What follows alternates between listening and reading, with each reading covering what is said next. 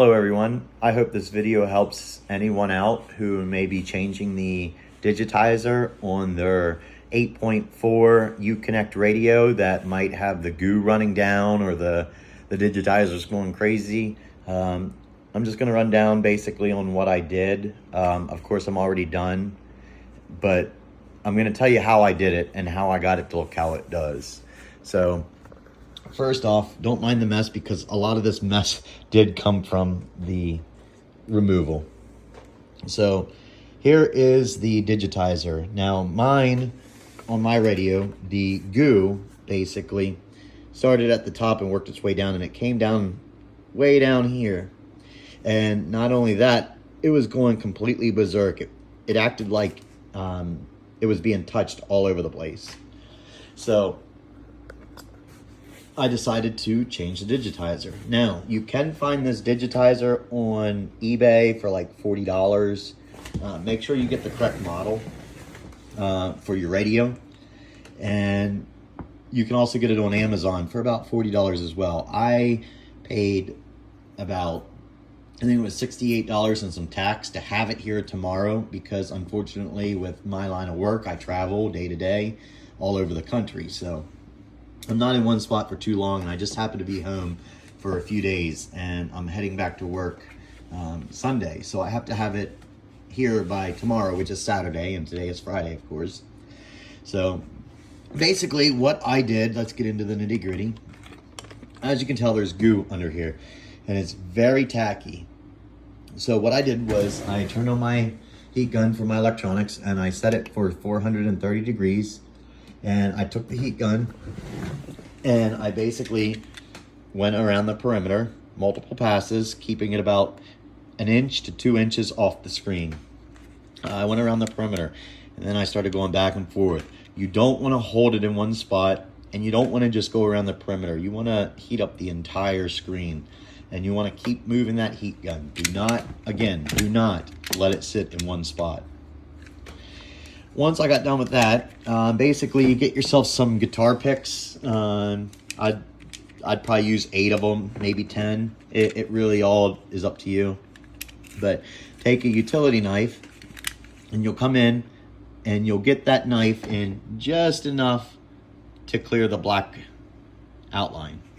And you don't want to just jab it in and then cut straight down. What you want to do is you want to stick it in and kind of turn it upwards. Keep that blade basically scratching, not really scratching, but at a slight angle upwards. So that way you're not digging down into that LCD by mistake and damaging it. So once you get done with that, and as you work that knife the whole way around, you'll stick in basically guitar picks around the corner just to keep it lifted up. Once you go the whole way around, make sure you don't, it's up to you. Don't cut this if you don't want to. You don't have to.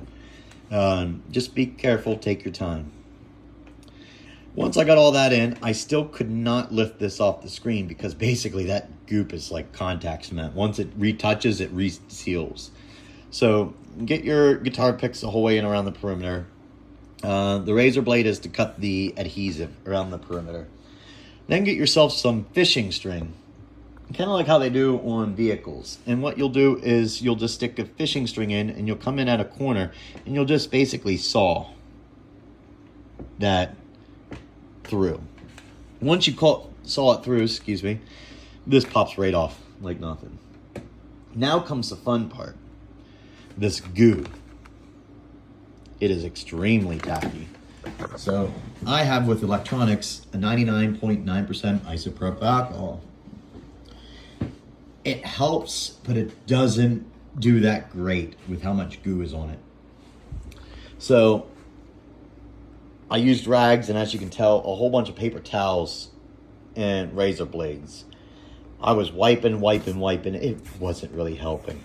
So back when I was 10 years old, good, how many years ago, I saw on the news where they said, if you get sap on your hands, use mayonnaise. So I, as a kid, went out and got my hands full of sap, real sticky, went into my parents' fridge and Grabbed the mayonnaise out, scooped out some mayonnaise, rubbed my hands together, and sure enough, it took it right off instantly. So that's what I did. I filled up a little scoop, a little, container of mayonnaise. And I know it sounds silly, but I scooped in a little mayonnaise and wiped it over the screen. That took the tacky and the stickiness away. And then I dumped a little bit of isopropyl alcohol and I mixed it together. Excuse me. Once I was done with that, then I took a razor blade, and this is where you got to be very careful. Take your razor blade and then just start scraping it away. One pass cleans it right off. If you do, take your time. Again, don't come in at an angle because you're not trying to scratch the screen. You're just laying it down flat, almost literally flat. And all you're doing is just scraping it off like you are anything else. Once you get that done, you get majority of it all off. Then you take your isopropyl alcohol, no more mayonnaise, just the propyl alcohol. Take your rags and start wiping. Clean it off really well. Take a razor blade and scrape the glue off this plastic bezel, which is what the Digitizer is going to stick on. Once you get it all cleaned off, you're going to notice that you have a haze over your screen. And that's because of the alcohol. When you clean it, just leaves a haze. No matter how much you work at it, you cannot get that haze off. So here's the other trick that I use. Windex doesn't get it very good either, shockingly enough. I tried the Windex. Windex doesn't really help. So I got myself some hot water.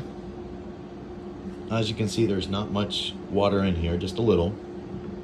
Hot water, a couple drops of Dawn dish soap, and about 2 to 3 tablespoons of jet dry that you use on your dishwasher. Mix it up, dip your rag in it, and then from the center out, start wiping. Because you don't want to, just go back and forth, because whatever's in this crack might, if there's a little goop in this crack, you don't want to bring it back onto the screen. So again, work center out, all the way around. Do that about 3 times. Once that's done, you'll see it almost beautiful. But because of the Dawn dish soap, we want to do away with it. So we want to do it again. Get yourself another clean bowl, or dump this out, rinse it out, just get the, soap. There's soap in here. Do it again, but this time with hot water and 2 tablespoons of jet dry. That's it, just water and jet dry. Then come back over and clean it. And then you will get this nice, clean, clear screen without the haze on it.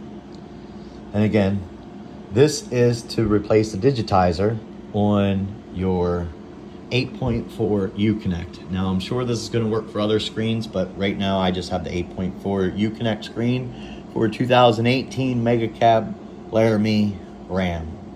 And this screen here is the model LA084X01, SL01. It will work on the SL02. Again, this is just to replace the Digitizer. Once I get the Digitizer on, it goes back in the truck and I'm ready to go.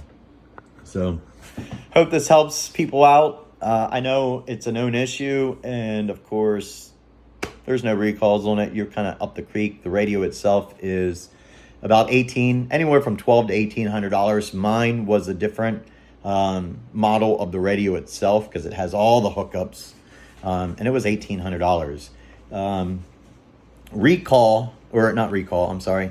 A refurbished screen was $1,200.